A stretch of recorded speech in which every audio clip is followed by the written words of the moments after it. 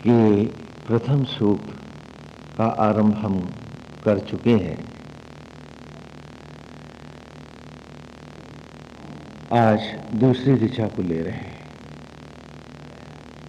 अगनिम अगनिम हवीम अभि सदा हवंत विश्पतिम।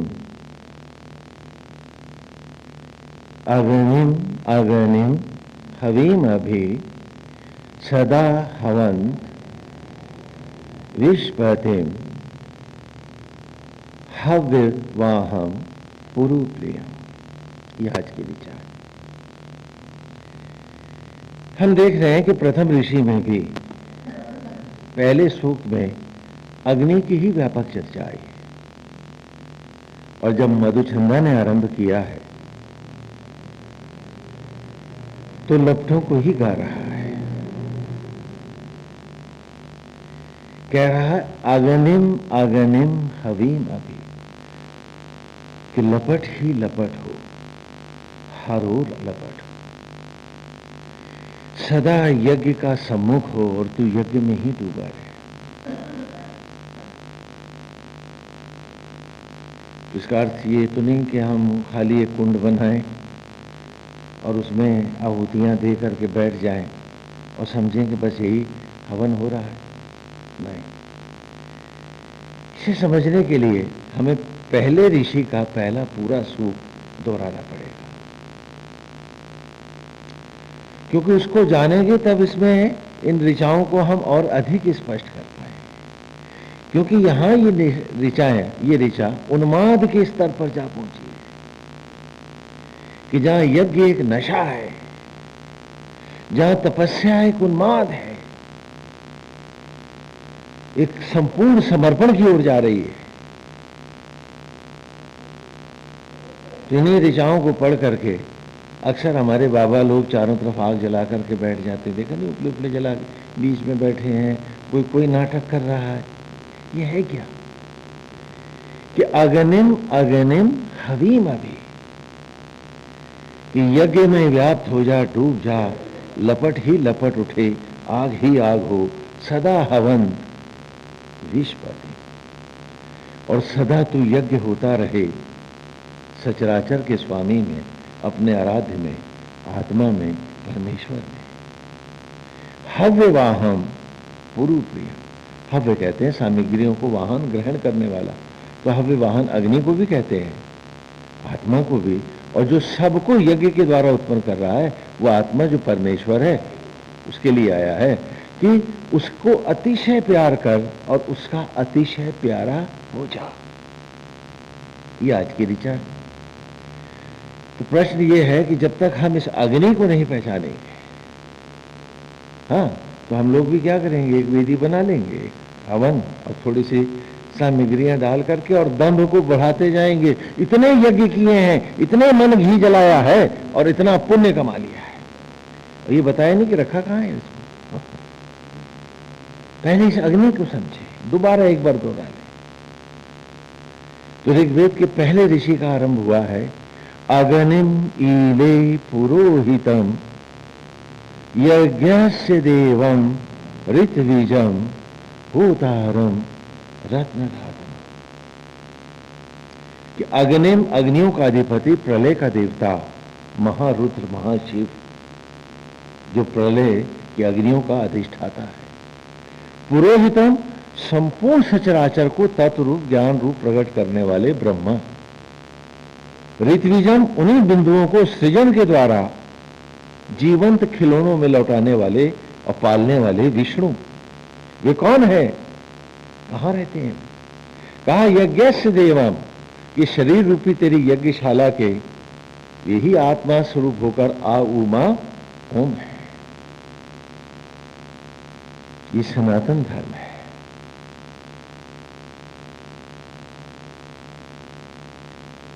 कि धारण, सृजन और संहार के द्वारा चिता की राख को पुनः वनस्पतियों में, और उन्हीं वनस्पतियों को धारण, सृजन और संहार के यज्ञ के द्वारा जीवंत रूपों में लौटाने वाला जो आत्मा है, वही यज्ञ है, यज्ञ का अधिष्ठित देव है, और प्रत्येक शरीर, प्रत्येक देह, पेड़ पौधा, पक्षी, पशु अथवा मनुष्य, ये सब यज्ञशालाएं हैं।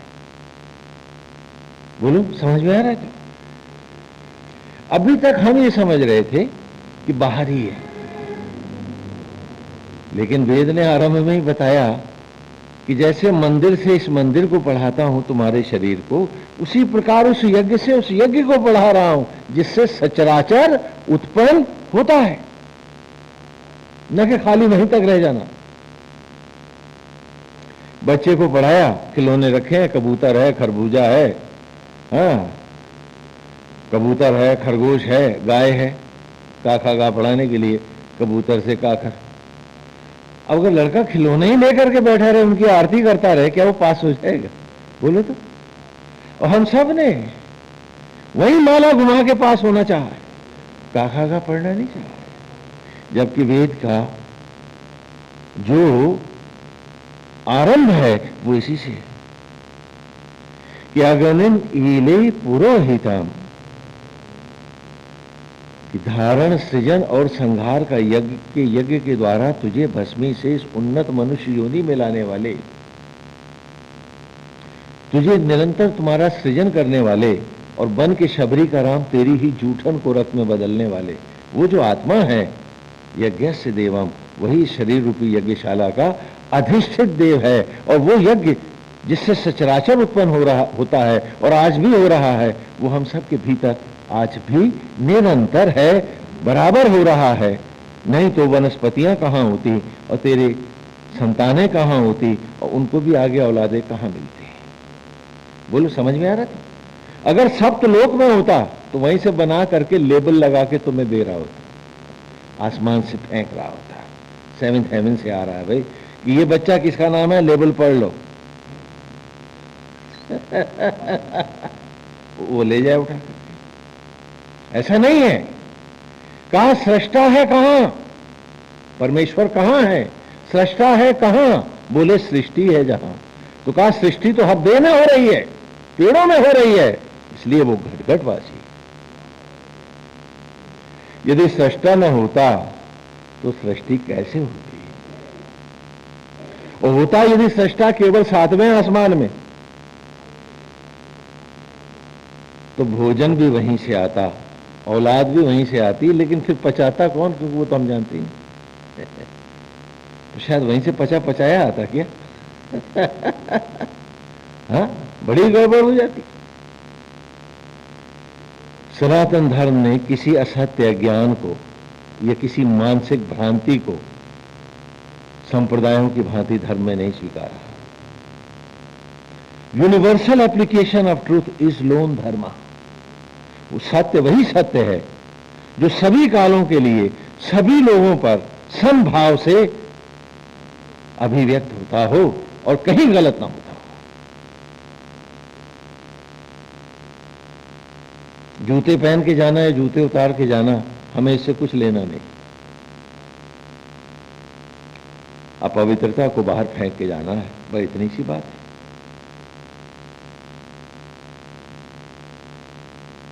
क्योंकि जहां सब लोग इकट्ठे हैं वहां बीमारियां, रोग न ले जाएं, तो ये एक स्वस्थ भावना है। लेकिन इसका धर्म से कुछ लेना देना नहीं, ये तो आचरण पक्ष है, ये तो सोशियोलॉजी है, और ये एक प्रकार से आपके शरीर विज्ञान भी है। धर्म क्या है वही वेद यहां स्पष्ट करता है कि वो ईश्वर जो निरंतर एक एक क्षण सांस दे रहा, तुम्हारे शरीर को सड़ने नहीं देता, आत्मा होकर निरंतर इसकी रक्षा करता है, और जिस आत्मा के उस ऊर्जा के हटते ही देह से दुर्गंध आने लगती है, कहते हैं मट्टी खराब हो रही है, अब ले चलो। लेकिन जिसके रहते ऐसा नहीं होता। उस आत्मा को ऋग्वेद ने आरंभ में कहा, मैंने उसी को यज्ञ कहा है, और बाहर इसी का मैं बिंबित यज्ञ कराता हूं कि आत्मा जो आचार्य है उसका प्रतीक बाहर आचार्य पधारते हैं।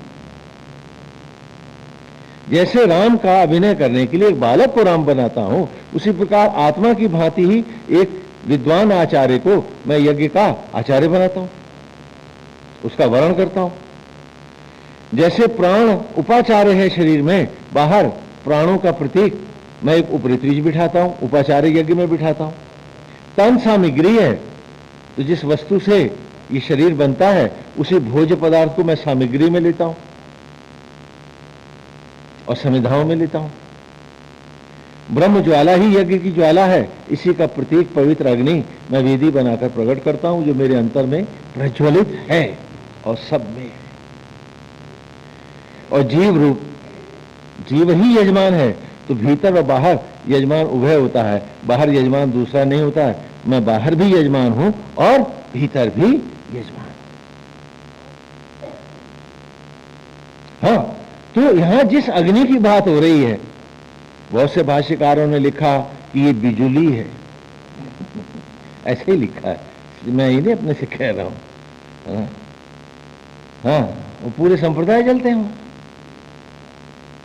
बहुतों ने लिखा ये चूल्हा जलाने वाली आग है, उसकी स्तुति हो रही है। ये भी लिखा है कि जंगली लोग थे तो आग की पूजा करते थे, तो ये वेद उनके, ऐसा भी कहा गया है।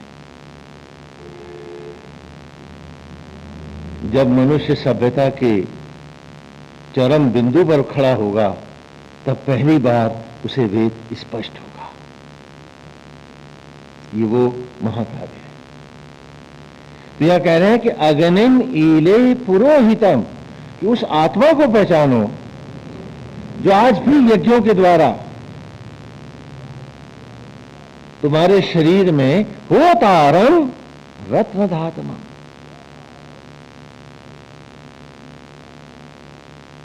कि जो आज भी यज्ञ का होतार होकर, यज्ञों के द्वारा यज्ञ का कर्ता होकर तुम सब पर न्यौछावर कर रहा है। रत्न धातमम, जीवन की सारी रत्निम स्वर्णिम उपलब्धियां, सारे ऐश्वर्य जो दे रहा तुमको, वो तुम्हें बुद्धि दे रहा, ज्ञान दे रहा, आंखों को रोशनी दे रहा, और आंखें भी दे रहा, विवेक दे रहा, जो तुम्हारे जूठे अन्न को यज्ञ के द्वारा रक्त में, मांस में, ऊर्जा में बदल रहा, और जो तुम्हें संतान से वरद कर रहा। तुम नहीं जानते उंगली बनाना भी वही बना रहा है। तो तारम रत्न धातुबम, तो कहा ईले, उसी के साथ हम अद्वैत करें, उसी का अनुसरण करें और उसी के रूप बन के जी के दिखाएं। ये वेद का आरंभ गुरुकुल में बालकों के लिए हमने आरंभ किया ऋग्वेद से। कई पहला सूक्त गुरुकुल की पाठशाला का, जब हम ऋग्वेद पढ़ाने आते हैं तो पहला ये ऋषि पढ़ाते हैं। आज दुर्भाग्य से, क्योंकि संप्रदायों की समझ से बहुत बाहर था, और धर्म के नाम पर आप सिर्फ संप्रदायों को जानते हो, धर्म को नहीं। जबकि धर्म एक पवित्र पावन गंगा की भांति है, निर्मल जल है, जो तन मन को पवित्र करता है, प्यास बुझाता है, जीवन देता है। लेकिन इस विशाल गंगा में भंवर भी तो होते हैं, तो भंवर की वृत्ति संप्रदायों के पास है, जो आपको सबको इकट्ठा ले जा करके भ्रमों में फंसा के डुबा के मार देते हैं। और सिर्फ आसक्त जगत ही जीना है, आसक्त ही सब कुछ है। ईश्वर को तो राम राम कह देंगे, वो तो उपरांत बात है, गौण विषय है, उसका जीवन में कोई महत्व नहीं है। ये सांप्रदायिक सोच है आपकी। जबकि धर्म में ईश्वर सर्वोपरि है, वो मेरे जीवन का परम उद्देश्य है। मुझे हर कीमत पर इस मनुष्य योनि को जीत के जाना है, पराजित नहीं होना है। धर्म की राह में ये विषय, ये विचार प्रमुख है। झोपड़ी हुई या मकान, महल हुई या किला, ये उपरांत है। पहली बात यह कि जो क्षण दे रहा है, जिस उद्देश्य के लिए प्रकृति और पुरुष मिलकर मुझे जीवन के क्षण, सांसें और धड़कनें दे रहे हैं, मुझे इन्हें सार्थक करके दिखाना है, फेल नहीं होना है, आत्मा से अद्वैत कर उसी सत्य को पाना है। तो इसलिए पहले सूक्त की पहली ऋचा में ही आप सब ने पढ़ा कि अग्निम ईले, ईले माने ईले, ईदे पाठ भेद है बहुत जगह वेद में। इसका अर्थ होता है स्तुति करना, जानना, पहचानना, मानना और उससे अद्वैत कर वही बन के जीना। ईश्वर पूजा का विषय नहीं है, ईश्वर कोरा भजन नहीं है, ईश्वर खाली गाना वाना नहीं है, ईश्वर संपूर्ण जीवन का नाम है कि बन के अक्षरशः वही जीना है। ये नहीं कि ईश्वर मेरा अलग रहे और मैं उससे अलग रहूं। ये अलग ऐसे ही है कि जिससे किसी का कटा हुआ सर कहीं पड़ा है और धड़ कहीं, क्या वो दोनों जिंदा हैं? नहीं। जिन्होंने ईश्वर को एक औपचारिकता मान रखा है वो जीते जी मर गए लोग हैं। उनसे जिंदगी की कल्पना करना भी मूर्खता है। जैसे कैंसर का रोगी देखने में जिंदा लगता है और दिन दिन मरता है, वही स्थिति है उनकी। उनकी पूजा पाठ जब तक का कोई मतलब नहीं रह जाता है यदि ईश्वर को वो प्राथमिकता नहीं दे पाते। और आज क्षमा करें, मेरा परिवार, मेरा संसार, मेरे अपने और पराए, ये सबसे आगे खड़े हैं। ईश्वर का तो कोई पता ही नहीं क्यों में कहां है भी कि नहीं। सिर्फ प्रेत की तरह भज रहे हैं हम, जबकि आरंभ में ही कहा है कि हिले इस आत्मा के साथ अद्वैत कर। यदि ये नहीं मिला तो सब बर्बाद हो जाएगा, क्योंकि तेरे पास एक ही धन है, एक ही रत्न है और वो जीवन का रत्न है। ये गया तो जो तूने बटोरा है वो व्यर्थ है, उसका कोई मतलब नहीं है। न मकान, न दुकान, न परिवार, न डिग्रियां, क्योंकि आवागमन में जब लौटेगा तो फिर नए सिरे से आ आ ई ई पढ़ेगा। कोई महत्व नहीं रह जाएगा इसका। सारी डिग्रियां भी तो मट्टी हो जाएंगी, सारी नॉलेज भी तो स्वाहा हो जाएगी। और मूल्यवान वो क्षण है जो तू जी रहा है। जिस दिन ये हट गए तेरा कोई सगा नहीं होगा। जिनके लिए तू मर रहा है वो तेरा नाम भी नहीं लेना चाहेगा। अगर स्वप्न में भी तू दिख जाएगा तो वो सब डर जाएंगे कि प्रेत बन के पीछे पड़ गया है। तो तेरी औलादें ही तुझे सपने में देखना न चाहेंगे।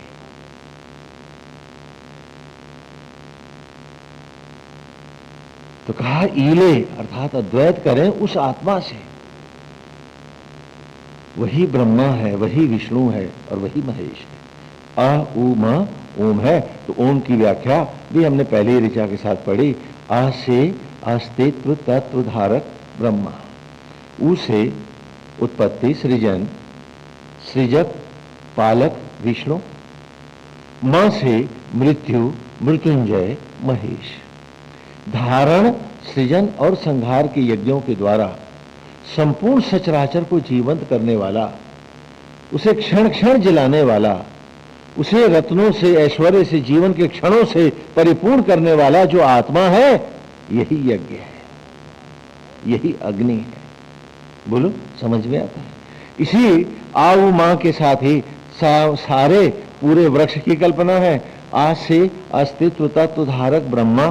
तो ब्रह्मा जी की सहज प्रकृति क्या है, स्वभाव क्या है? सरस ज्ञान। तो सरस्वती याम ही है। उनसे उत्पत्ति सृजन सृजक विष्णु। तो विष्णु का भाव क्या है? उत्थान, जीवन, उपलब्धियां। तो लक्ष्यमयी लक्ष्मी, जो तुम्हें लक्ष्य लक्ष्य उपलब्धियां प्रदान कराए, ये प्रकृति, ये स्वभाव। तो विष्णु के साथ लक्ष्मी है और ब्रह्मा जी के साथ सरस्वती। और मां से मृत्यु मृत्युंजय महेश। तो महाशंकर क्या है? प्रलयंकर रुद्र है। तो आदि ज्वाला आदि शक्ति दुर्गा पार्वती। तो इस प्रकार ओम बीज है। क्या है? बीज है, जिसमें पूरा सनातन धर्म का वृक्ष खड़ा है। इसलिए इसको हम प्रणव कहते हैं। बोलो प्रणव समझ में आता है? तो वो जैसे बरगद का पेड़ बहुत विशाल होता है, छोटा होता है क्या? लेकिन उस पूरे विशाल वृक्ष में ऐसा कुछ नहीं होता है जो उसके नन्हे से बीज में नहीं होता है। जो बीज में है वही पेड़ में होगा। हाँ, तो इस प्रकार जो आरंभ की ऋचा हमने वेद की पढ़ाई, तो उसको इसी भाव से पढ़ाया कि हमें आत्मा को पूजना या आरती भर नहीं करना है। ईले माने जानना है, मानना है, पहचानना है और फिर उसी में खोकर अद्वैत कर देना है, तद्रूप हो जाना है। और क्यों? क्योंकि वो न्यौछावर कर रहा है जीवन के क्षण। अरे कोई तनख्वाह अनखा लेता है क्या? कोई फीस देते हो सांसों की, धड़कनों की? तो वो होता है राम, वो न्यौछावर कर रहा है सांसें हम पर, तो हमें भी उसके जैसा बन के अपने जीवन के हर क्षण को, सांसों को उसकी कुदरत पर न्यौछावर करना है। नहीं तो हम में कोई भक्त ना होगा, मालाओं से कोई उपासक नहीं होते, भजन से कोई भक्त नहीं होता। जिसके आचरण में भक्ति नहीं, वो भक्त है ही कहां? तो यदि वो न्यौछावर कर रहा है सांसें जीवन के क्षण और धड़कने हम पर, तो हमें भी उसका न्यौछावर बन के जीना है, उसकी कुदरत पर। ये पहला वाक्य मिला, यज्ञ के रहस्य मिले ऋग्वेद के प्रथम मंडल के प्रथम ऋषि की प्रथम ऋचा से। और उसके बाद उन्होंने कहा कि यही रास्ता है। कोई तुम 10, 20, 100, 50 अगर रास्ते ढूंढते हो तो अपने आप को धोखा देते हो। क्या कि अग्नि पूर्वे भी ऋषि भी गयो नूतन सा देवाम अह वक्षति, कि हे अग्नि, हे आत्मा, पूर्वे भी, पूर्व काल से, अनंत समय से, ऋषि भी, जिन साधकों ने भी नूत नहीं रुत, नित्य नहीं होती इन ब्रह्म ज्वालाओं का, आत्मा अग्नियों का वर्ण किया, सा देवाम अह वक्षति, वही देवत्व को पाए, उन्हीं के आलिंगन में अनंत अवस्था आई और वे अनंत हुए। जो खाली बाहर ही स्वाहा गाते रहे वो तो नाटक करते थे। बाहर का हवन और यज्ञ हमने जरूर दिया है, इसलिए कि बाहर की आसक्तियों को इसमें बाहर जलाओ और अपने संकल्पों को मजबूत करो, और हर सांस फिर सुबह से शाम जो दियो इसकी ज्वाला बन के जियो। न कि खाली सुबह शाम की पूजा और माला करके तुम रह जाओ। तुम इसे सर्वोपरि मानो। क्यों? क्योंकि यही साथ जाएगा, और कुछ जाएगा क्या? तो जब यही साथ जाएगा, हम सब जानते हैं, और हम इसी को गौण विषय माने, और मट्टी ही हमारी सर्वोपरि है।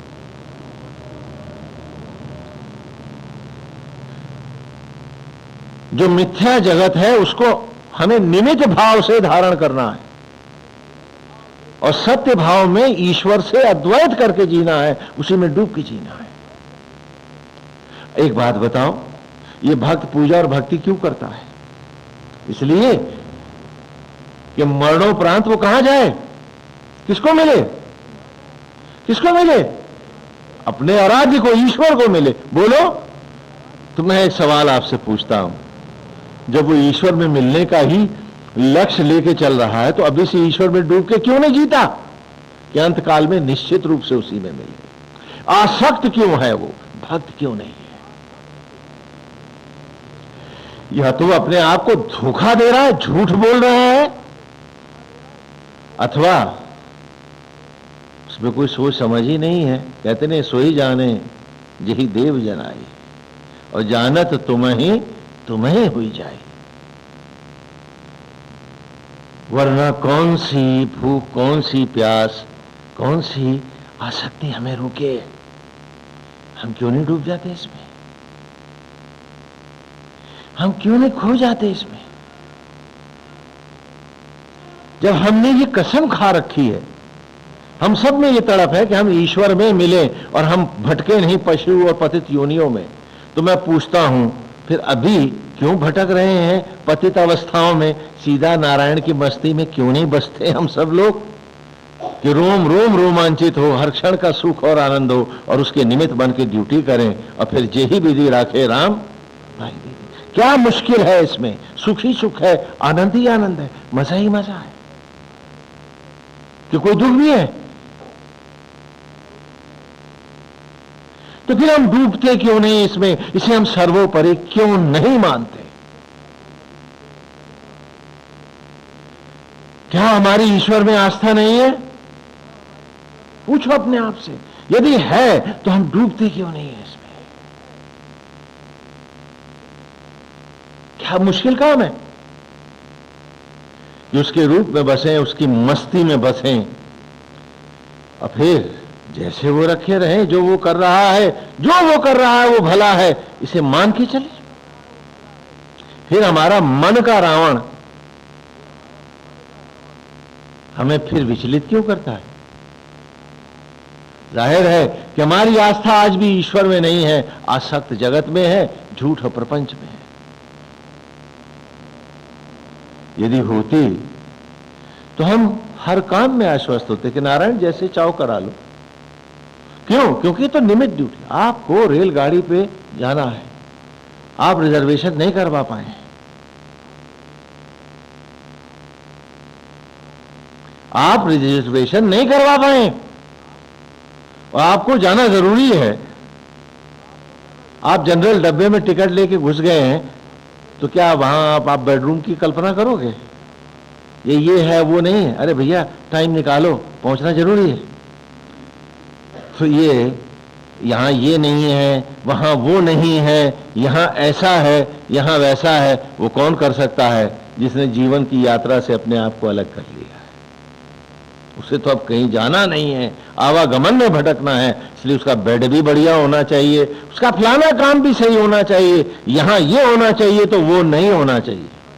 लेकिन जिसे गाड़ी पकड़नी है वो कहता भैया जैसे निपटी निभा चलती यहां से। दोनों में यही भेद है। और जो जितना आसक्त है वो उतना अपने को भी दंड दे रहा है और दूसरों के लिए भी पीड़ा बना हुआ है। और जो जितना मस्त है वो सबको उतनी मस्ती दे रहा है। अरे भाई जो तुम्हारी जेब में होगा वही तो बांटोगे। जब तुम स्वयं मस्त नहीं हो तो तुम दूसरों को सुख क्या दोगे? श्रीमान, दुख है पास तुम्हारे, जब खुद ही दुखी हो तो दुख ही तो बांटोगे, कांटे ही तो चुभोगे बड़े प्यार से अपने बेटों को भी, नातेदारों और रिश्तेदारों को। और कहते हो कि तुम भगवान में डूबना चाहते हो, ईश्वर से मिलना चाहते हो, तो फिर ईश्वर के होके अभी से डूब के जीना क्यों नहीं चाहते हो? अच्छा, इसमें सुख ही सुख है, इसमें आनंद ही आनंद है, इसमें आत्मविश्वास है और पूरी मस्ती है। उसमें दुख ही दुख है, चिंता है, शंका है, तनाव है, झूठ और प्रपंच है, और चारों तरफ से मिल रहा आतंक है। तो तुम उसमें क्यों डूब के जीना चाहते हो? क्योंकि जिसका भगवान नहीं मरा उसने चिंता कैसे की? क्योंकि जब ईश्वर मर गया और ये हो कि मुझे करना है, तभी तो मुझे दुख और चिंता आई। तो एक तरफ उसकी हत्या भी कर रहे हो और दूसरी तरफ कहते हैं भगवान जी हम आपके भक्त हैं।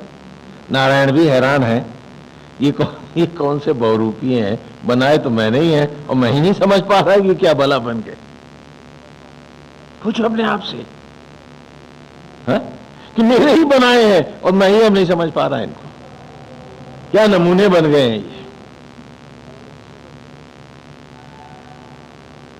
जबकि पूरी मस्ती और आस्था से मेरे में डूब के जी सकते हैं और फिर भी ये नरक बना के जीते हैं, नरक स्वयं जीते हैं और जितने सगे हैं उन सबको बड़े प्यार से नरक दिया करते हैं।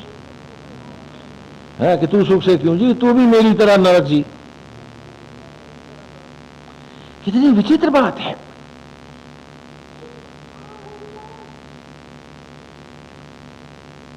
कि जब रेलगाड़ी का डब्बा जिंदगी है, अरे तो क्यों सताता, क्यों सताया जाता, क्यों नींद में करता। जेही विधि राखे राम ताही विधि रहिए, चलते रहिए, मिलना है उसमें। हाँ, जैसी जगह मिलेगी बैठ जाएंगे। अब वहां ये थोड़ा ना सोचेंगे कि यहाँ किचन कहाँ होगा, रेलगाड़ी का डिब्बा है, जनरल डिब्बा है, भूसे की तरह घुसे पड़े हैं। अब क्या वहां बेडरूम सोचोगे, ड्राइंग रूम सोचोगे, किचन सोचोगे? है फिर डाइनिंग टेबल कहां लगाओगे? पगला गए हैं हम सब लोग, और उस पागलपन को समझदारी मानते हैं। बड़ी विचित्र बात है कि सोते को जगाए कोई, जगते को कौन जगाए? क्या हो गया है कि वही दिन वही क्षण हम बड़ी मस्ती से प्रभु में डूब के जी सकते हैं, और यही मार्ग है, यही राह है, फिर राह न कोई।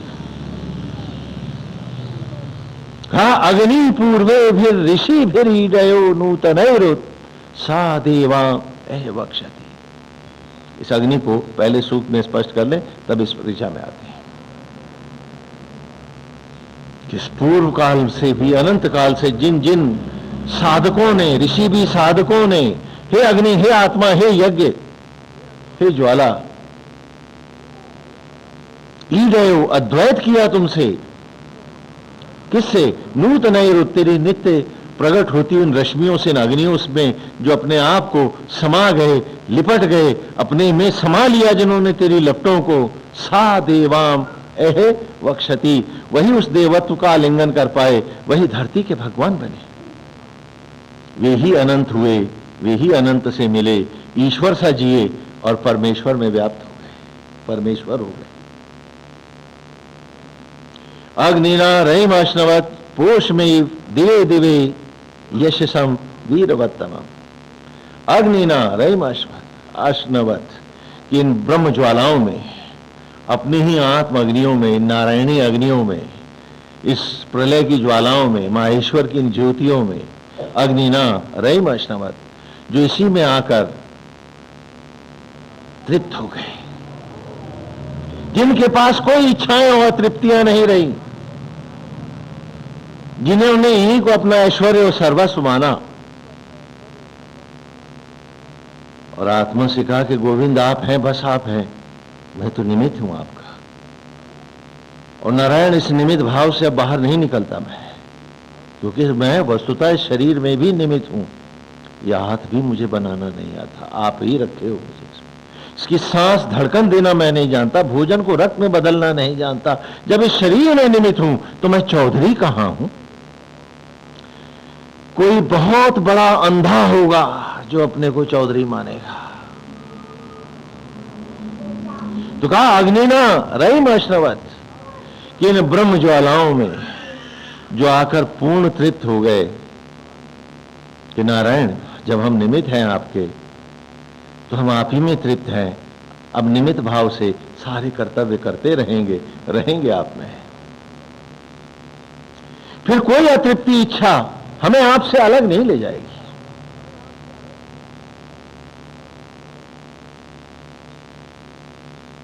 मार्क ट्वेन हुआ है, एक बहुत बड़ा मजाकिया हुआ वेस्ट में, लेकिन वक्त के साथ वो ठग भी था, लोगों को मूर्ख बनाता था। एक बार वो घंटाघर बेच गया, लंदन का सबसे विषय है। उस दिन उसके पास पैसे नहीं थे कि वो एक कप कॉफी भी पी सकता, तो वो ठंड के दिन थे, वो टावर के पास घूम रहा था। उसने देखा कुछ गांव के लोग आए हैं, वो भी घड़ी मिला रहे हैं, तो उनके पास जाकर लगा 2 पैसे दो। उनका क्यों? बोले ये टावर मेरा, मैं सबसे चार्ज लेता हूं। तो डर के मारे गांव वालों ने उसे 2-2 पैसे दे दिए। और फिर उसके बाद आके कहने भाई बहुत से लोग घड़ी मिला रहे हैं, बाकियों से तुम क्यों नहीं ले रहे हो? उस जमाने में घड़ी हर एक को सुबह मिलानी पड़ती थी, वो चलती वलती नहीं, बिल्कुल नहीं बनी थी। कहना क्या बताऊं, घर का अकेला हूं, जिन्हें पकड़ पाता हूं वसूल लेता हूं। तो किसान ने कहा हम तो घर के 25 हैं। कहा तो तुम टावर खरीद लो, और लगे हाथ टावर बेच के चला गया। Mark Twain.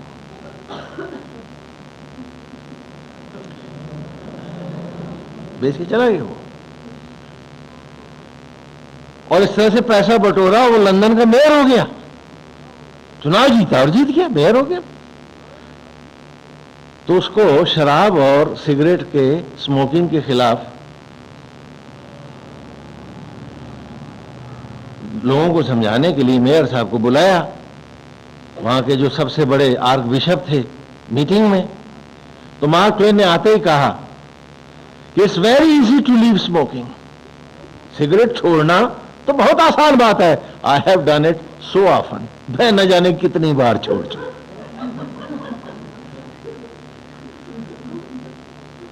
शायद हमारी भी वही हालत है कि हर बार कहते हैं कि नारायण अब आपके हो गए जिएंगे, और फिर नारायण से कोई मतलब नहीं, उसी दुर्गंध और गंदगी में पड़े हैं। मार्क ट्वेन की इस उक्ति के बराबर कि जब तूने फिर शुरू करी तो छोड़ी कहां थी। आसक्त जगत नहीं छूटा है हमसे, वैसे हमने छोड़ने के नाटक बहुत किए हैं, क्या बात है, फिर लौटकर उसी घूरे पे आके बैठे हैं और अमृत के स्थान छोड़े हैं हमने, क्या बात है। कहा अग्निना रहीम अश्नवत, कि जो शीघ्रता से तत्क्षण संपूर्णता से आकर के अश्नवत तृप्त हो गए तुम में,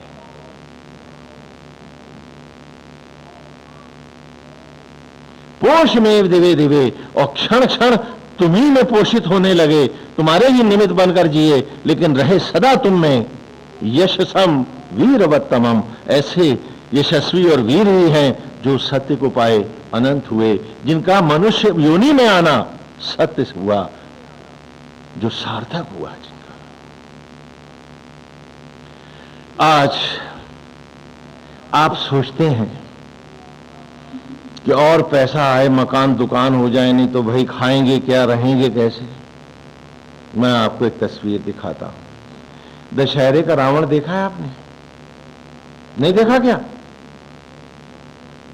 बांसों के सहारे रस्सियों से बंधा खड़ा होता है रावण, देखा है ना दशहरे का रावण।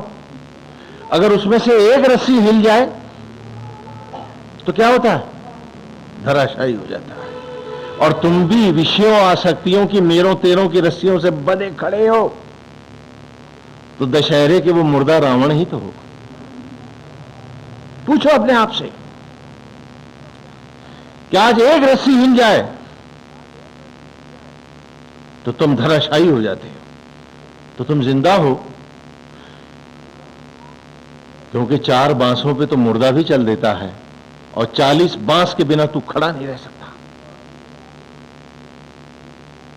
मेरा ये नाता, वो नाता, ये पैसा, वो मकान, वो खेत, वो खलिहान, ये दुकान, ये फैक्ट्री, और ये बैंकों की इतनी इतनी एफडी और इतने बैलेंस, ये सब ना हो तो तेरी सांस लौटेगी ही नहीं, चिंता में ही धड़ाक हो जाएगा।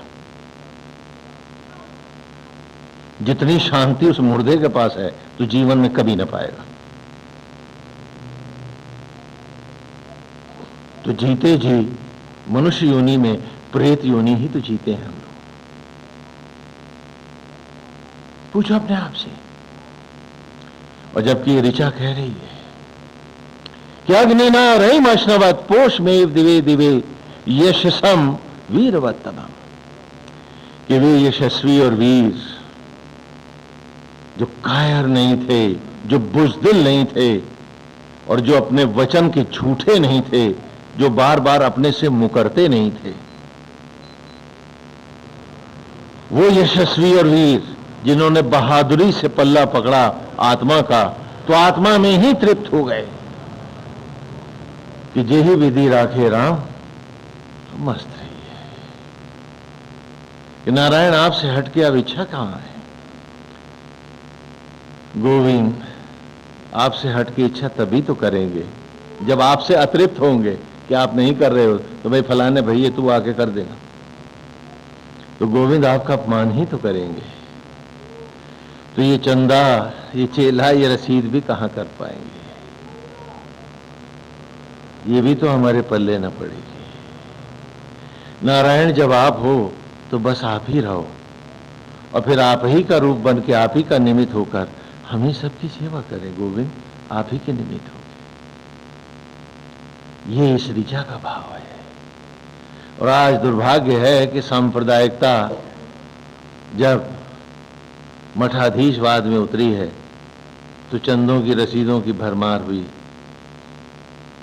हाँ, और चेलों के कंपटीशन हुए, अब बस यही सब रह गया। बहुत बार हमें भी जाना पड़ता था उनके रूप देखने के लिए, तो देख करके दंग रह जाते थे कि क्या कर रहे हैं। हमें तो उसका हो के जीना है, बस उसका हो के जीना है। और ये धरती सचराचर ये सब तो उसका बनाया बाग है, वो बना रहा है। तो पिता के बाग में हमें तो माली बन के जीना है। और माली किसी पेड़ की सेवा करे, माली किसी भी पेड़ की सेवा करे, क्या बदले में उससे कुछ मांग सकता है? बोलो। तो फिर बदला क्या होता है? हाँ, कि माली कहे कि पेड़ रे पेड़, मैंने तेरे पे खाद चढ़ाई, मैंने तुझे सींचा, तुझे इतना किया, ला 20 फल दे दे, तो चोर ही तो कहलाएगा वो। बोलो, अपराधी ही तो होगा वो, क्योंकि माली ने ईमानदारी से पेड़ की सेवा नहीं करी है, बाग के मालिक की सेवा करी है। वो चाहे 50 फल दे। बोलो बोलो। तो हर जगह मतलब की सेवा और ईश्वर को पाने के नाटक, इसमें कितनी ईमानदारी है? पूछो अपने आप से कि माली बाग की जो सेवा कर रहा है तो तनख्वाह कौन देगा? पेड़ के मालिक बाग का। तो नारायण दे, पेड़ों से क्या लेना? वो जिस पेड़ से जो चाहे प्रेरित करे, मुझे इच्छा नहीं रखनी है, मैं तो नारायण आप ही के चरणों में हूं। ये भाव सन्यास का है, सनातन धर्म है। लेकिन सांप्रदाय गुरुडम बिजनेस के अड्डे बना रहा। और उसके बाद ये होता है कि किसके कितने चेले हैं, किसके कितने बड़े मठ हैं, वो उतना बड़ा सन्यासी है। ये भी देखा है, बड़ा विचित्र लगता है।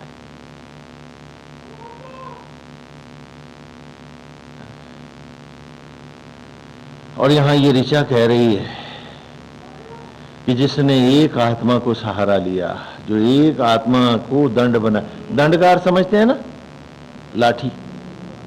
तो ब्रह्म दंडी का अर्थ ये नहीं होता कि आप काश दंड लेकर के कंधे पे डंडा लिए घूमे। ब्रह्म दंडी का अर्थ है कि मैं आत्मदंडी हूं, आत्मा से अतिरिक्त और कोई इच्छा नहीं रखूंगा, आत्मा ही दंड है, सहारा है मेरा, एक सहारा नाम का, दूसरा न कोई। तो जब दूसरों को सहारा मानता ही नहीं तो फिर इच्छा किससे करूंगा? अरे जैसे रखो गोविंद वैसे रहेंगे। बोलो, समझ में आता?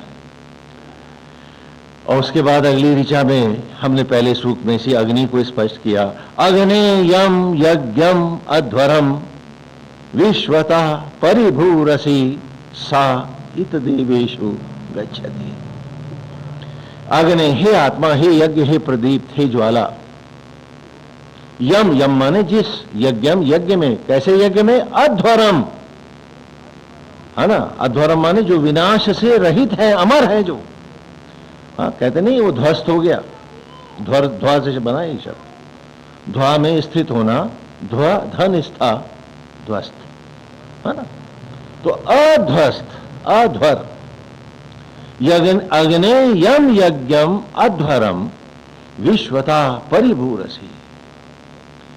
तो वो यज्ञ जो अमर है और तथा जिसमें संपूर्ण सचराचर व्याप्त है, जिससे प्रकट होता है और उसी में लय होता है, ऐसे आत्मा रूपी यज्ञ को जो जानते हैं। अग्ने यम यज्ञम अध्वरम विश्वता परिभूरसी, जिसमें संपूर्ण विश्व व्याप्त है, सचराचर जिससे उत्पन्न होता है और व्याप्त होता है, जो इसको जानता है, सा इत देवेशु गच्छति, वो इसी का अनुसरण करके अमृत की ओर जाता है। बोली, समझ में आ रहा है? तो हाँ, पीछे आज से कुछ साल पहले उन्होंने कहा पानी नहीं बरस रहा है मथुरा में, हम पानी बरसाएंगे। तो बड़े भारी यज्ञों का आवाहन हुआ।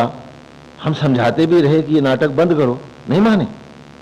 और विदेशों से कैमरे और टीवी और सब आ गए और 40 दिन बरसा पानी के लिए इन्होंने यज्ञ किया। और भगवान की लीला देखो कि एक बूंद पानी 41वें दिन भी नहीं बरसा।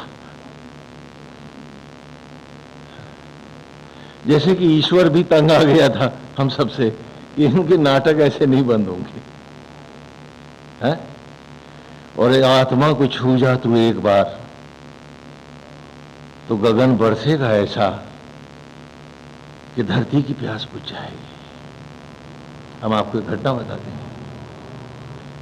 नागा कबाइलीज हैं, उल्टे सीधे मंत्र करते हैं, बड़े विद्वान नहीं हैं, लेकिन भाव बड़े अद्भुत हैं उनके। आश्चर्य होता है कि वेद आज भी उन लोगों में जीवित है जो वेद की भाषा नहीं जानते।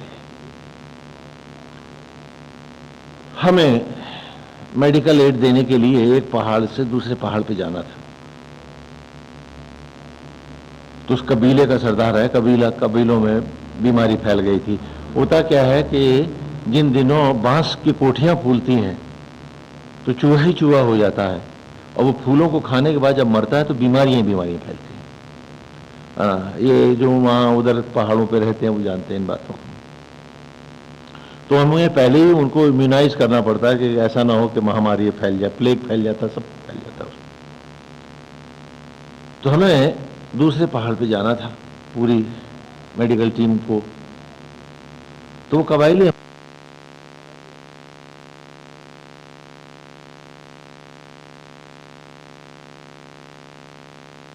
के बीच में से जब नदी बहेगी तो ये 100 मीटर 50 मीटर ऊंचा पानी हो जाता है, आप लोग पार नहीं कर पाएंगे। और ये बात तो सही है, क्योंकि मैदानों में तो आपको नहीं दिखता, पहाड़ में जरा सा पानी बरसे और बड़े भारे भारी नाले शुरू हो जाते हैं। और वो हमें एक पहाड़ी से यूं उतर करके दूसरी पे चढ़ना था। उसने कहा वहां पहुंचते ही आप सब पूरी आपकी टीम बह जाएगी। तो हमने कहा तो वहां तो जाना जरूरी है, क्योंकि चूहे बहुत मरे हैं। अगर अभी से उन लोगों को इंजेक्ट नहीं किया गया, इम्यून नहीं किया गया, तो सारे बीमारियां भयंकर फैल जाएंगी, पूरा कबीला साफ हो जाएगा। तो उसने कहा तो फिर ऐसा है कि मैं पानी रोक देता हूं। And he said with such a great confidence. मैं तो उसका चेहरे देखता रह गया। मैंने कहा तुम ऐसा कर लोगे? अंग्रेजी जानते हैं वो लोग, Nagaland. Will you do it? Yes. एक बूंद नहीं गिरेगा। उसने पूरे कॉन्फिडेंस से कहा, और कहा कि जब उधर जाइएगा तो कबायली सरदार को बोल दीजिएगा कि वो मेरे को नगाड़ा दे देगा तो मैं पानी छोड़ दूंगा। फिर छोड़ भी दोगे तुम? बोले हाँ। कुछ और भी थे, विदेशी भी थे हमारे साथ, वर्ल्ड हेल्थ के भी लोग थे। हमें किसी को विश्वास नहीं। उसने अपना कुछ पूजा वूजा करी और उसके बाद वो दोनों हाथों से 2 नगाड़ा पीटने लगा। आसमान की तरफ मुंह किया था, पानी की तरफ हो, उल्टी सीधे मंत्र पढ़ रहा था, जो भी वहां की भाषा की हो। वो संस्कृत नहीं जानता है, उसे शुद्ध उच्चारण भी नहीं आता है, सस्वर पाठ भी नहीं जानता, मात्रा वात्रा नहीं आती उसको। आसमान की तरफ मुंह करके वो गा रहा, कुछ बोल रहा था और नगाड़ा पीटता जा रहा था। और उस वक्त उसका रूप वाकई ऐसा था जैसे लपट है, लग रहा था जैसे ग्लेयर उसकी बॉडी से बाहर निकल गई, चमक आ रही है। 2 घंटे में 2.5 घंटे हमको लगे। हम उस पहाड़ पे चढ़े और एक बूंद पानी नहीं गिरा। और वहां पहुंच करके हमें याद था तो हमने कबायली नेता को उसी वक्त बुलाया। हमने कहा देखो, उसने पानी कहला, हाँ वही हम सोच रहे थे, पानी रुका कैसे? ठीक है मैं छुड़वा देता हूं पानी उससे। और ये कबायली नेता जो धर्मगुरु था, ये गया और इसने अपने नगाड़ों पे कुछ धम धम धम धम किया। उधर से नगाड़ा बंद हुआ, इधर से नगाड़ा बंद हुआ, and it took only few seconds. और इतना भयंकर पानी बरस रहा था, हम सब हैरत में खड़े।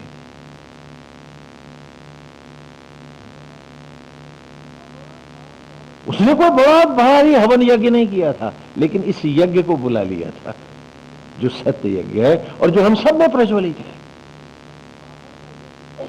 बाहर का यज्ञ तो भीतर की सुधि है। जैसे मंदिर से मैं आपको आपका रूप मंदिर पढ़ाता हूं, लेकिन खाली संप्रदायों के चक्कर में बाहर की आहुतियों तक आप सिमट के रह गए। वो जरूरी थे यज्ञ करना, वो अमृत है, जरूर करो, लेकिन उससे भीतर की सुधि लो।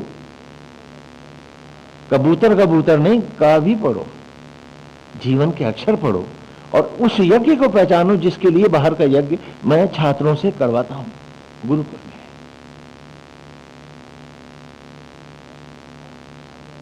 तो कहा अग्नि यम यज्ञम अध्वरम, हे आत्मा ही यज्ञ, यम जिस यज्ञ में, अध्वरम अजर अमर है जो यज्ञ, और जिससे विश्वता परिभूरसी, जिसके द्वारा ही यज्ञ से सचराचर उत्पन्न होता है, उसी यज्ञ में अमर भी होता है, अध्वर भी होता है। सा इत देवेशु गच्छति, वही उस देवत्व में जाता है, वही जीवन के सत्य को पाता है। और फिर कहा कि उक्त्वा अग्ने दिवे दिवे, उससे पहले अग्नि यम यज्ञम अध्वरम विश्वता परिभूरसी सा इत देवेशु गच्छति। और फिर अग्निर्होता कवि क्रतु सत्यस्य चित्त शवस्तमा देवो देवी विरागमन। अग्निर्होता परमेश्वर जो संपूर्ण यज्ञों का करता है, जो सचराचर में जीवन ज्वालाओं को प्रज्वलित करता है, जो अग्निर्होता है। कवि क्रतु आत्मा होकर आत्म यज्ञों के द्वारा, कवि माने आत्मा, अग्निर्होता कवि क्रतु सत्य चित्र श्रवस्तमा, सत्य माने प्रकृति को चित्र करता है, बनाता है, श्रवस्तमा जीवन से परिपूर्ण करता है, खिलौनों में खिलौने ढालता है। तो अग्निर्होता कवि क्रतु सत्य चित्र श्रवस्तमा,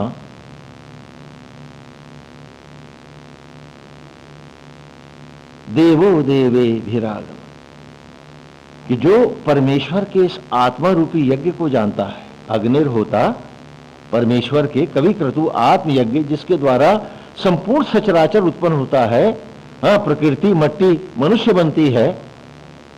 जो इसको जानता है, जो इस देव ज्ञान को जानता है, वो इसी ज्ञान के द्वारा देवत्व की ओर जाता है। और कैसे जाता है? यदं दाशुषे त्वम अग्ने, अगली ऋचा है, यदं दाशुषे त्वम अग्ने भद्रम करिष्यसि तवेतत् सत्यम अंगिरा, कि यत अंग, जिस अंग को धरा के, the part of this nature, दाशुषे जलाते हैं, दा माने दा संस्कार तो जानते हैं, दा माने शुष माने सुखाना, जलाना, भून। तो यदंग दाशुषे, यत अंग, यदंग माने यत जिस अंग को दाशुषे जलाते हैं, यज्ञ करते हैं, त्वम अग्ने, तुम हे आत्मा ही यज्ञ, भद्रम करिष्यसि, जो जलता है कल्याण तो उसका होता है। नहीं समझे? अरे आपने सामग्री जलाई तो कल्याण आपका होगा सामग्री का तो आपका क्या होगा? सोचो सोचो सोचो। कहा यदं दाशुषे त्वम अग्ने, कि जिस अंग को धरा के जलाया, यज्ञ किया, त्वम अग्ने, तुमने हे अग्ने, हे आत्मा, हे यज्ञ, भद्रम करिष्यसि, उसी का कल्याण हुआ। क्या हुआ? तवेतत् सत्यम अंगिरा, तवेत माने आपकी ही तत् उस सत्यम प्रकृति का अंगिरा, वो अंग हो गया कि जो जला तुमने, उसने पाया रूप तुम्हारा। यदं दाशुषे त्वम अग्ने, ये कहानी हम सब की, ये वो गीत है जिसमें हम सब की धड़कनें जुड़ी हुई हैं। एक बार, अनेक बार, न जाने कितनी बार हम और हम जैसे कोई जब जीवन के क्षणों को शेष कर बैठे थे और अपने ही आंगन में शिला से पड़े थे,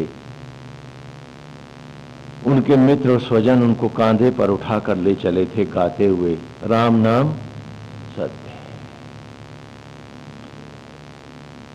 और ले आए थे गांव के बाहर बियाबान शमशान में। और फिर ज्येष्ठ आषाढ़ की तपती दोपहरी सा धू धू कर जला था वो तन,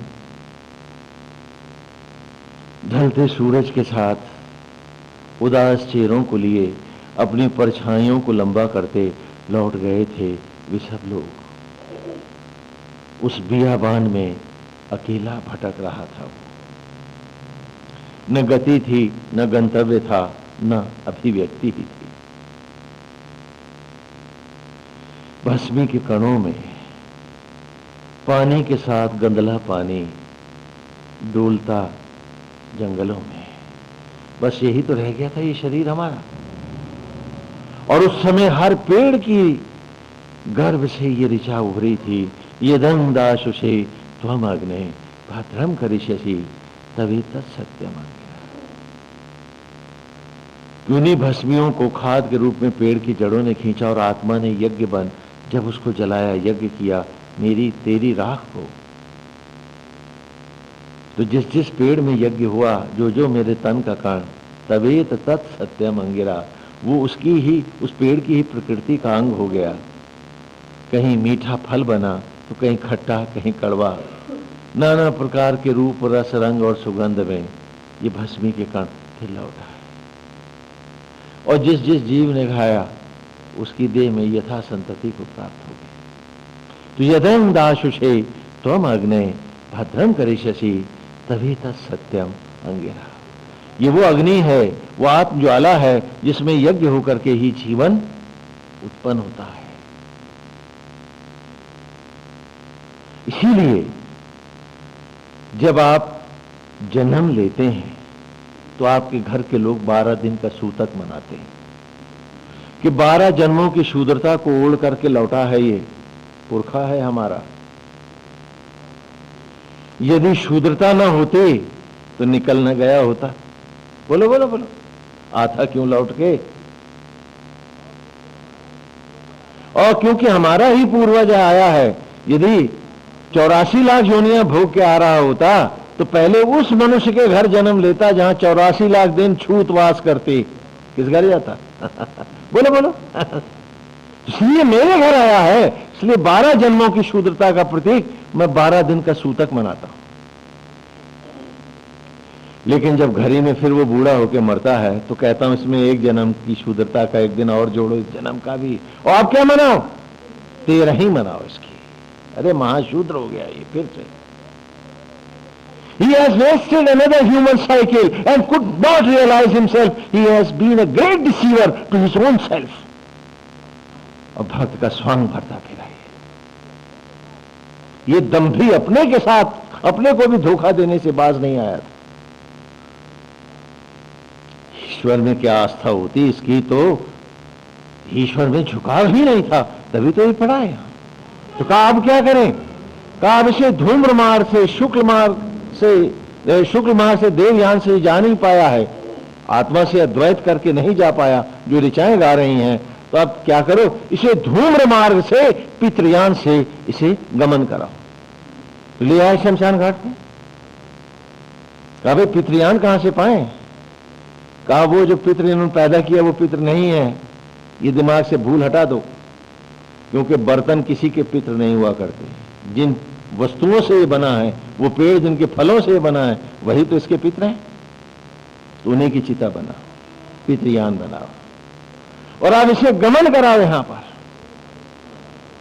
इसने मनुष्य योनि को प्रेतावस्था में जिया है, तो सबसे पहले योनि इसकी प्रेत की होगी। तो जो लड़का अग्नि देता है, कपाल क्रिया करता है, उसे घर के लोग नहीं छूते। छूते हैं क्या? वो अलग बरामदे में बैठता है, घर के भीतर भी नहीं जाने देते, उसे फेंक के खाना डालते हैं, क्योंकि प्रेत की छाया भी बुरी है। और 10वां पर्यंत वो उसी की इंद्रियों में प्रेत बना। गीता, गरुड़ पुराण, भागवत सुनेगा, प्रायश्चित करेगा, तब यथा योनि गमन करेगा।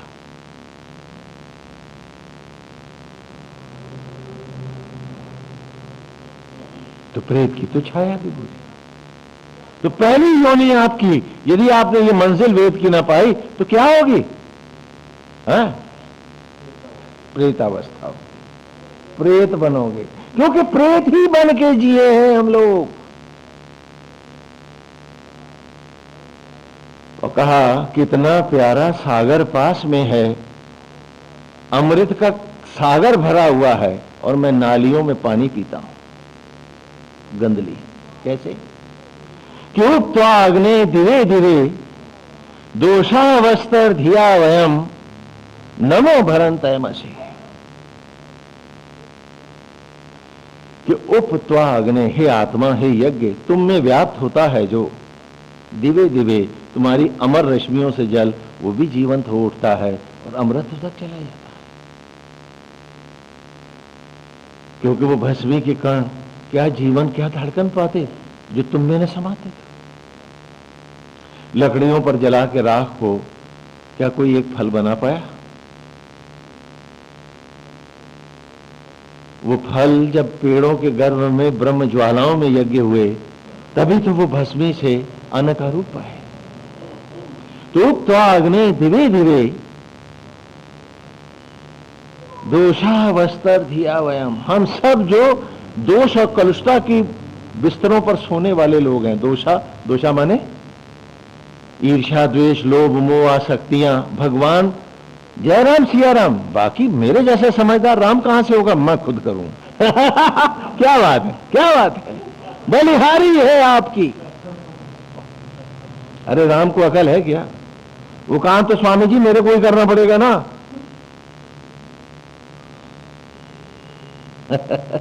क्या बात है,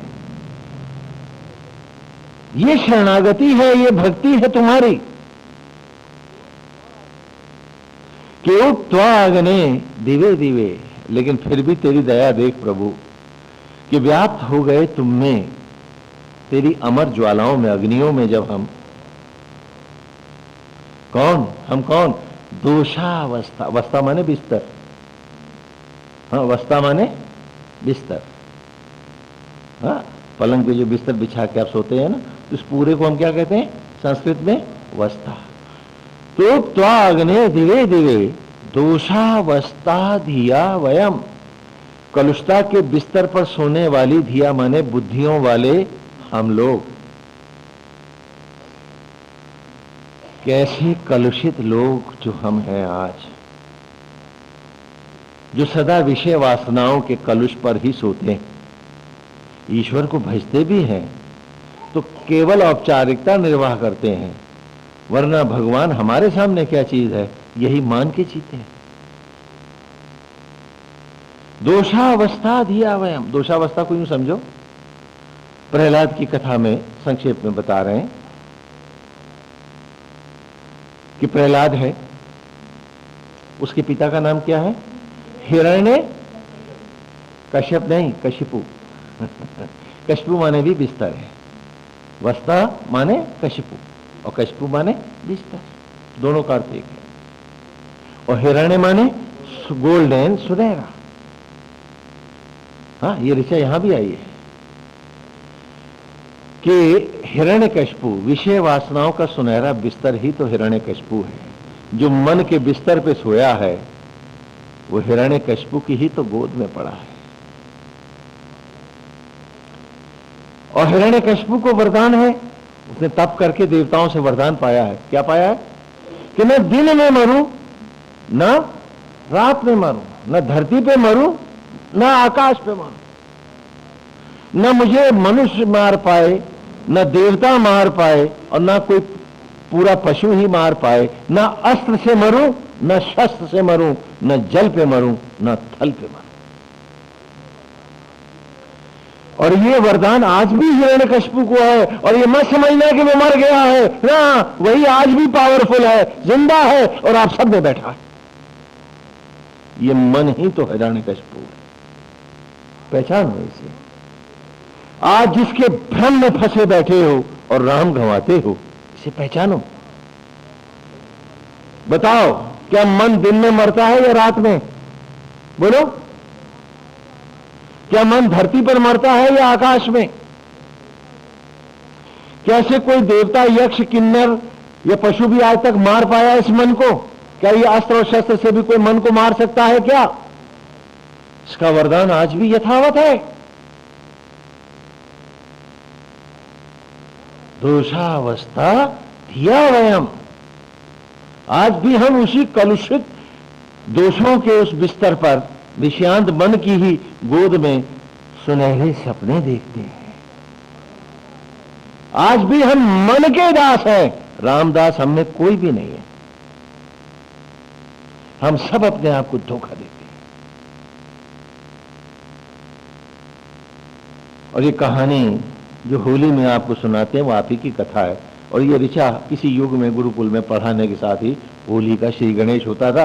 आजकल गाली से आप करते हैं। क्या बात है, ऋचा का क्या बढ़िया रूपांतरण किया है आपने, क्या बात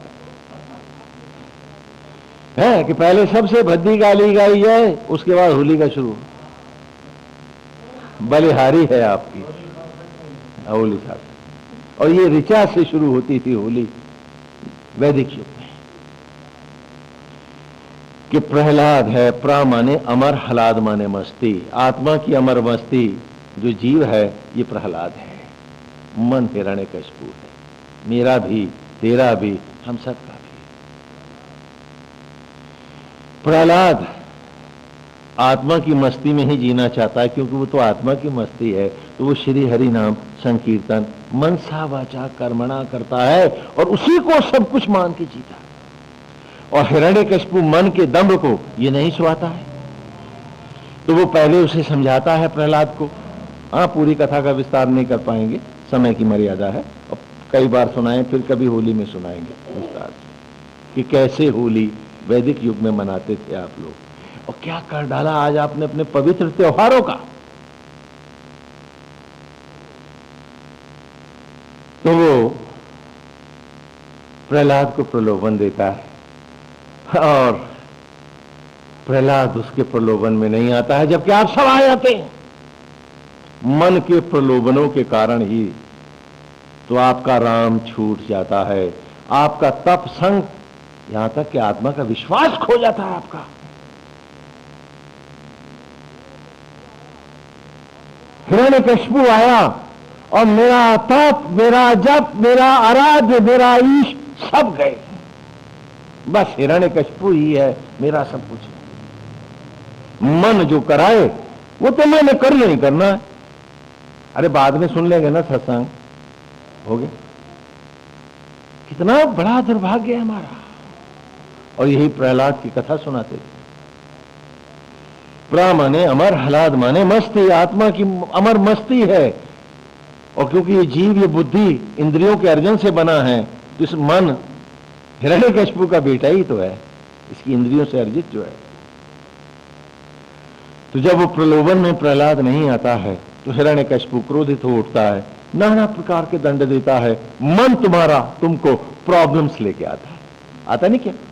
सुबह से शाम तक राम तो जाता है खो, मन की पीड़ाएं रह जाती हैं कि ये काम कैसे होगा, वो कैसे होगा, ऐसा हेरा फेरी करूं तो, ऐसी 420 करूं तो, ऐसा उल्टा सीधा करूं तो। बोलो तो नारायण नहीं है, हिरण्यकशिपु है, बस हिरण्यकशिपु है। आपके जीवन में सिर्फ हिरण्यकशिपु है, श्री हरि का कहीं पता नहीं। गाते हैं, भजन कर लेते हैं। तो पहले प्रलोभन में फंसाया, जब नहीं फंसा तो दंड देने पे उतर है, शिक्षा भी देता। क्या आजकल हिरण्यकशिपु की शिक्षा हर घर में, हर स्कूल में होती है। पहले गुरुकुल में हम पढ़ाते थे, 3 सूत्रों का यज्ञोपवीत देते थे, जनेऊ, कि भस्मी से तू अन्न में कैसे आया, तो हर पेड़ को भगवान का मंदिर जानेगा और इस रहस्य को पाएगा। अन्न से तूने बालक का रूप कैसे पाया, इस रहस्य को जानेगा। और तीसरा यज्ञोपवीत का सूत्र है, इस शरीर को नारायण की धरोहर मानेगा और एक पुजारी की भावना से इसे मंदिर मानता हुआ अपने शरीर और इंद्रियों का प्रयोग करेगा। ये 3 तागों का जनेऊ मैं आपको धनुषाकार पहनाता था गुरुकुल में। क्यों? कि 10 इंद्रियों के अर्जन से अर्जित जीव होकर, बुद्धि होकर तू ही अर्जुन है। इनके अर्जन से अर्जित जो है, शरीर रथ है, आत्मा श्री कृष्ण ही सारथी हैं, जो आज भी तेरे शरीर रथ को चला रहे, सांस से, धड़कन से, एक एक बूंद रक्त से। जनेऊ गांडीव है और जीव होकर तू महारथी अर्जुन है, सारथी श्री कृष्ण है, शरीर रथ है, और मायाओं का महासमर महाभारत है। तो इन 3 तागों को सामने रख करके ही तू अपने आप को शिक्षित करेगा। और आज नया 3 तागा हिरण्यकशिपु ने आपको दे रखा है, मालूम कौन सा? अच्छी नौकरी, बढ़िया तनख्वाह और मोटी घूस। इसी के लिए हर बाप औलाद पढ़ाता। बोलो हिरण्यकशिपु की जय बोलो। क्या करोगे वेद सुन के? जो कुछ है हिरण्यकशिपु है, मैया भैया सब हिरण्यकशिपु है। हाँ, दादा दादी हिरण्यकशिपु है ना, बेटा बेटी सब हिरण्यकशिपु है। हिरण्यकशिपु की जय बोलो। कैसे पाओगे जीवन के सत्य को बेटा? कि हर सांस हर दिन बीतता जा रहा है और तड़प आई नहीं है। उन्माद लाओ, जुनून लाओ, एक नशा लाओ, एक आंदोलन आए। वो ऋचा है आज की कि अगनिम अगनिम हवीम अभी, कि लपट लपट यज्ञ में जलूंगा, चल के दिखा दूंगा। आज उन्माद है, आज नशा है, रोम रोम से उठेगी लपट मेरी अंतरात्मा की। मैं उसकी ज्योतियों में झिल मिल जीऊंगा, न कि मन की साध में आऊंगा। सदा हवंत विष्पति, उसी में रोम रोम बस के जीऊंगा। आज हिरण्यकशिपु प्रहलाद का कुछ बिगाड़ न पाएगा।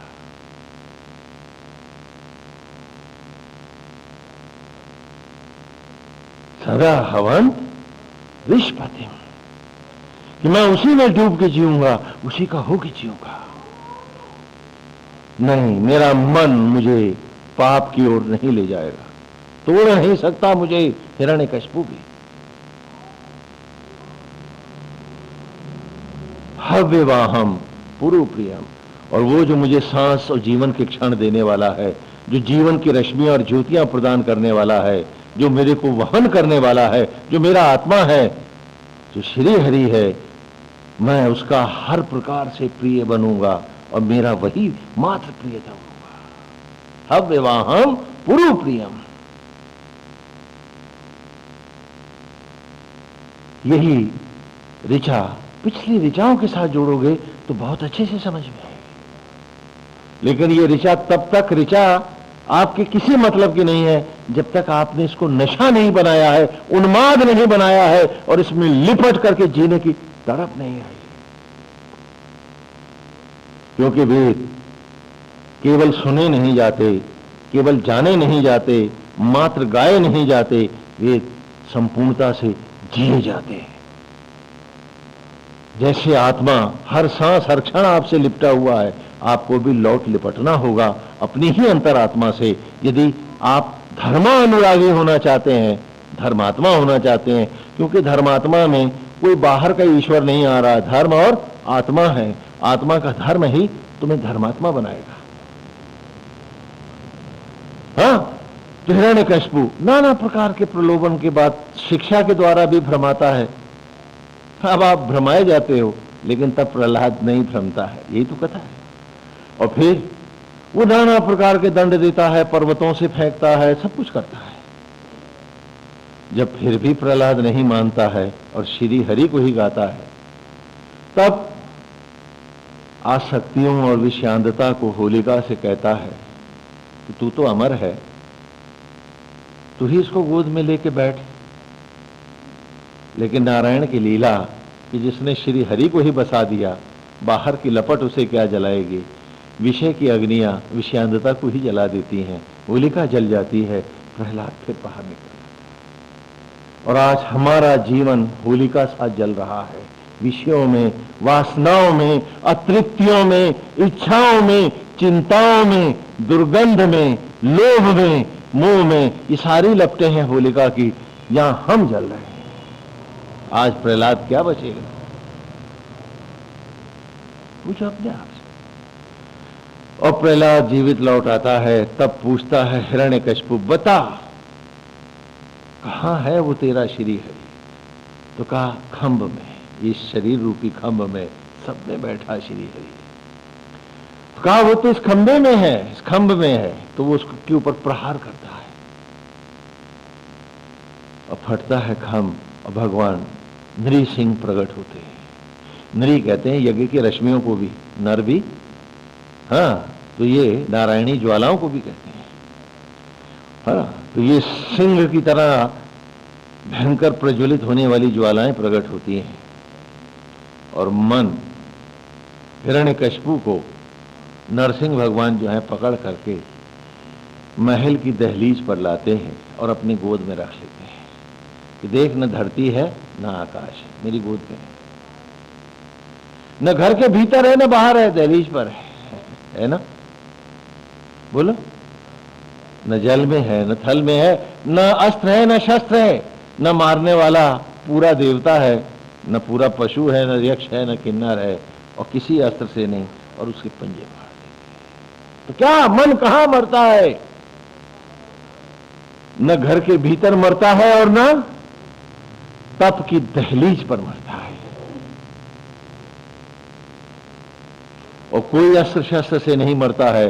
ब्रह्म ज्वालाओं में अपने आप को बिठा दो नरसिंह, इन नारायणी अग्नियों में अपने आप को व्याप्त कर दो, ये मन के भटकाव समाप्त हो जाएंगे और तेरे अधूरे समर्पण सदा सदा के लिए पूरे हो जाएंगे। तो यही इस ऋचा में जो कहा कि उक्त्वा अग्ने दिवे दिवे दोषावस्तर धिया वयम नमो भरंत एमसी, कि डूब गए जब हम तुम में कलुष मतियों वाले ऐसे पतित लोग भी जब हम तुम में अर्पित हुए, हे ब्रह्म ज्वाला, तो तुमने अपनी नित्य रश्मियों से हमें अमृत दिया। ऐसे भरतार मैं तुम्हें बार बार नमस्कार करूं, तुम्हें ही अपने जीवन में उतारूं और इस मन से बचूं। और तब इसी अग्नि को आगे कहा कि उक्त्वा अग्ने दिवे दिवे दोषा है ना वस्त्र दिया। फिर उसके बाद ऋते हाँ वो तो ब्रुवंत नहीं वो नहीं। उसके बाद है सा ना पितेव सुनवे अग्ने सुपायनो भाव सचस्वा ना स्वस्थ है, कि जैसे पिता से पुत्र सारी शोभाएं पाता है, पहले सूप का आपका संकल्प है, आज मेरा भी संकल्प है, हम सबका संकल्प है कि तुम ही हमारे पिता हो, तुम्हें हमें भस्मी से आनवान से इस दुर्लभ रूप में लाए हो। तो हम पुत्र कैसे हुए जो पिता के नक्शे कदम न चले और उसका नाम रूप गोत्र स्वरूप न पाए। तो सा ना पिते, जैसे पिता से पुत्र पिता से सूनवे उत्पन्न होकर हे अग्नि हे आत्मा सुपायनो भव, सुपायन माने शोभाओं से युक्त भव होता है, आज उसी प्रकार हमको भी होना है। सचस्वा ना स्वस्थ है।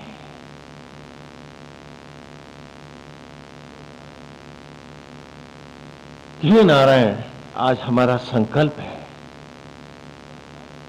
हम पूरी ईमानदारी से संकल्प लेते हैं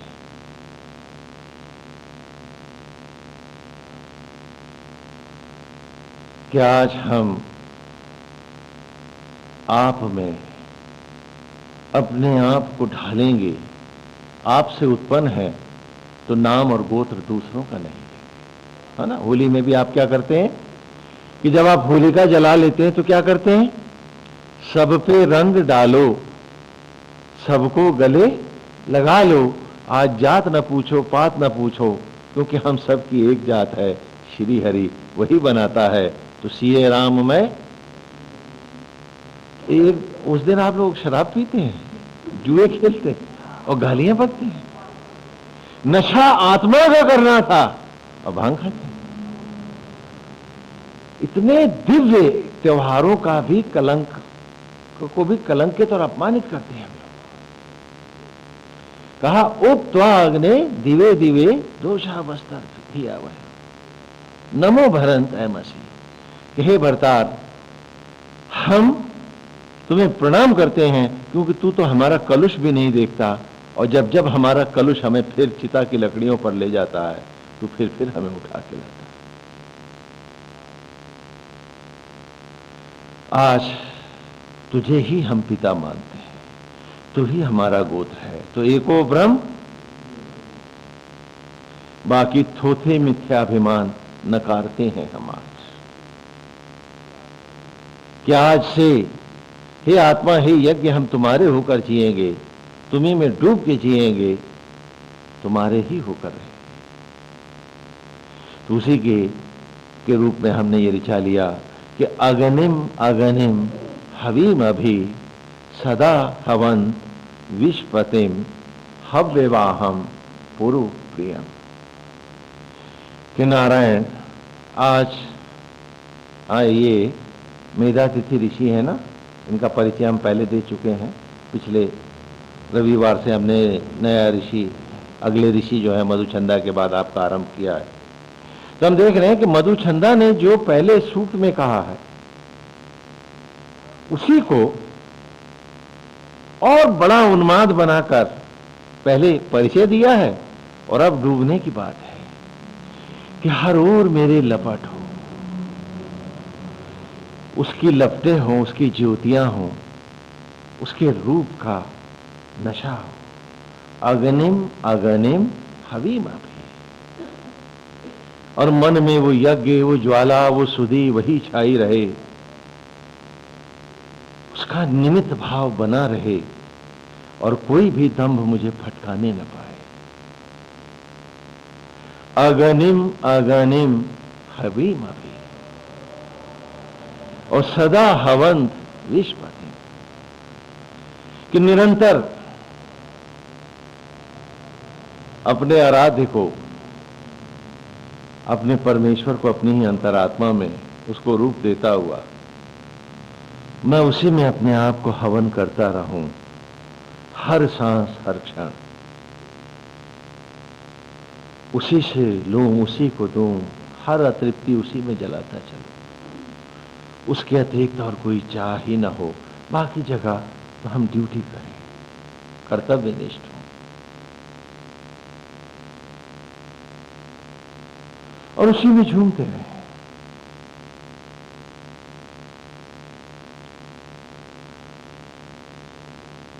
उसके रूप में बसकर, उसमें पूरी आस्था लाकर, और याद रखें कि जिंदगी रेलगाड़ी का एक डिब्बा ही तो है। प्लेटफार्म पर गाड़ी आती है, हम बैठ जाते हैं इसमें, और फिर ये गाड़ी पटरी पटरी दौड़ती रहती है, इस योनि से उस योनि तक। इसी का नाम तो आवागमन है, जीवन है। जब पटरियां छूट जाती हैं, जब डब्बा छूट जाता है प्लेटफार्म की आसक्ति में, तो पटरियों पर नंगे दौड़ते हैं प्रेत बन के हम सब। तो चलो आज अपनी आत्मा में ही डूब जाएं, आओ ज्योतियों के पंख लगाएं, जिसे कहते हैं कि वो ईश्वर है हमारा, और उससे हट के हमारा कोई अस्तित्व नहीं, ये भी हमें याद है। तो आओ आज इस ऋचा के साथ, इस ऋचा को हम अपना जीवन बना लें। क्या? अगनिम अगनिम हवीम अभी, सदा हवंत विश्वपतिम हव्यवाहम पुरु प्रियम। कितनी सरल, कितनी मधुर ऋचा है। और इसी के साथ हम याद रखें, इस ऋचा को मन ही मन दोहराते रहें कि नारायण हमें आप ही में यज्ञ होना है। लपट लपट हमें, कृष्ण माने, मैंने आपको बताया था ना, कृष्ण माने अग्नि, कृष्ण माने तो कृष्ण रूपी अग्नियों में, अर्थात ब्रह्म ज्वालाओं में। हाँ, भगवान वासुदेव है ना, वसुदेव जी के कौन से बेटे हैं?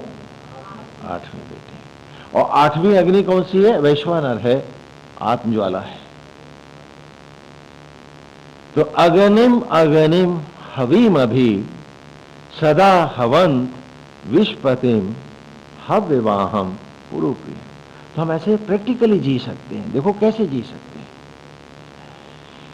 कि एक सुंदर रूप ले लें भगवान का, अपने आप को उन्हीं में ढाल दें, उनकी मनोहारी छवि लें, क्योंकि जितना सुंदर रूप लेंगे विचार हमारे रूप का वही तो मेकअप करते हैं। क्रोध में लाल है, भय में पीला है चेहरा, चोरी पकड़ी गई तो भुसभुसाया हुआ है चेहरा। तो सुंदर मनोहारी छवि में यदि मेरा मन सदा खड़ा रहे तो मेरा चेहरा कैसा होगा? कहते नहीं है जिसका संग करोगे उसी का रंग आएगा चेहरे पे, और वही रूप आएगा। बोलो कौन सा रूप चाहते हो? वही आराध्य का रूप ले, और उस सांचे में अपनी ही आत्म ज्वालाओं में पकते चलें, ढलते चलें, तद्रूप हो जाए। और इसमें मुश्किल क्या है पिछली बार भी बताए थे कि आपका मस्तिष्क एक साथ 5-5, 6-6 काम कर लेता है, नहीं करता क्या?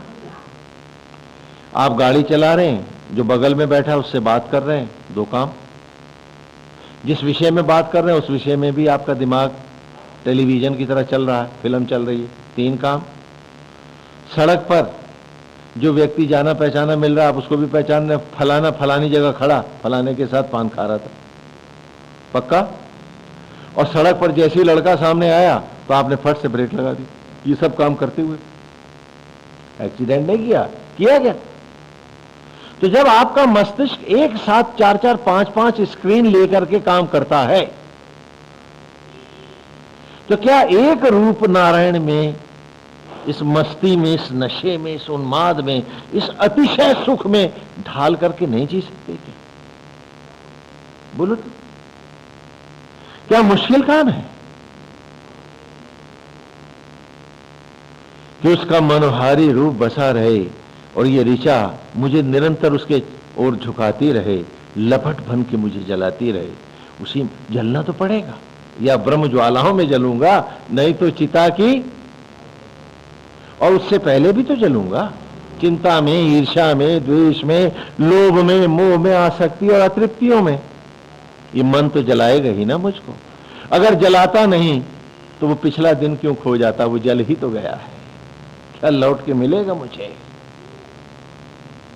तो आए आज उस सत्य को जीवन में धारण करें। तुम दिखावा मत करो,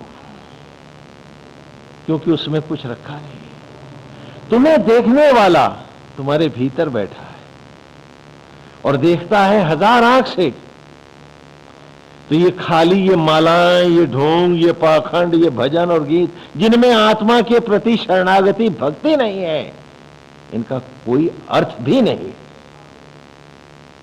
क्योंकि बाहर के दिखावे तुम्हारे थोथे दंभ बढ़ाएंगे कि इतने लोगों ने मेरी तारीफ की, लेकिन महान नरक ले जाएंगे।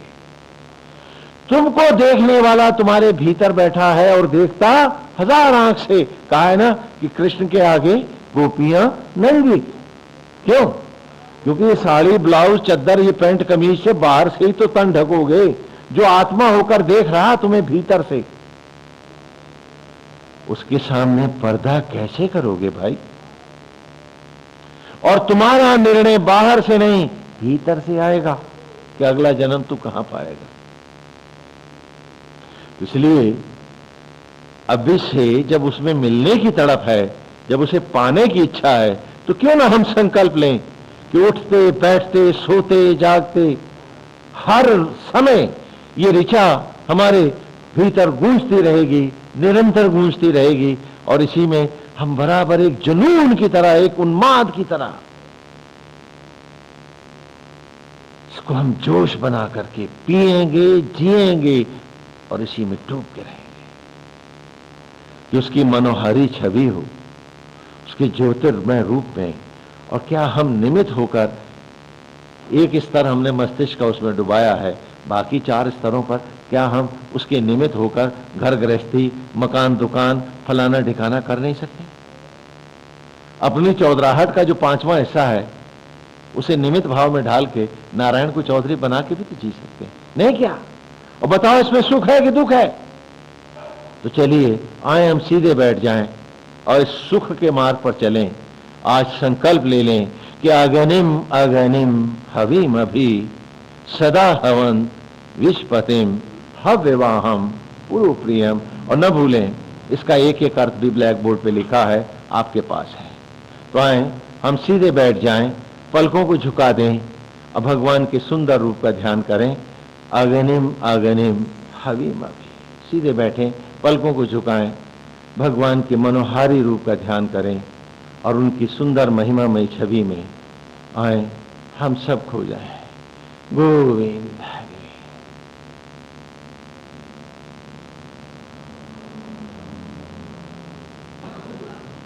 नारायण हम सबको शक्ति दें, वह आत्मा जो क्षण क्षण हमें पाल रहा है, हम में ऊर्जा भर रहा है, वह आत्मा ही हमको साहस दे और अपने में डुबाए, और हम सब भी संकल्प से उसी में डूबते चलें।